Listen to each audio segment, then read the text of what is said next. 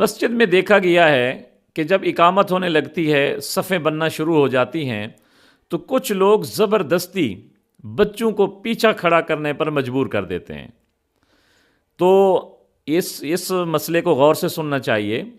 اگر پوری صف میں یا پوری مسجد میں صرف ایک بچہ ہے تو اس کو بڑوں کی صف میں کھڑا کرنا چاہیے، اور اگر کئی زیادہ بچے ہیں تو ان کی پیچھے الگ صف بنانی چاہیے۔ لیکن اگر پیچھے الگ صف بنانے سے یہ خطرہ ہے کہ کوئی بچہ گم ہو جائے گا یا بچے مل کر آپس میں شور کریں گے، جس سے بڑوں کی نماز کا نقصان ہوگا، بڑوں کی نماز کے بھول جانے کا خطرہ ہے، خراب ہونے کا خطرہ ہے، پھر ان کو اپنے ساتھ بھی کھڑا کرنا چاہیے۔ یہ جو حکم ہے کہ بچوں کے لیے الگ صف بنائی جائے، یہ کوئی وجوبی حکم نہیں ہے کہ لازمی ہے ان کو الگ کھڑا کریں، بلکہ یہ حکم بھی استحبابی ہے۔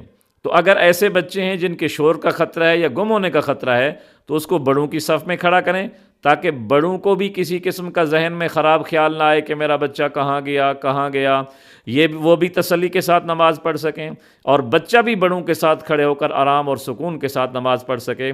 تو یہ لازمی نہیں ہے کہ خواہ مخواہ بچے کو زبردستی پیچھے دھکیلنا ہے۔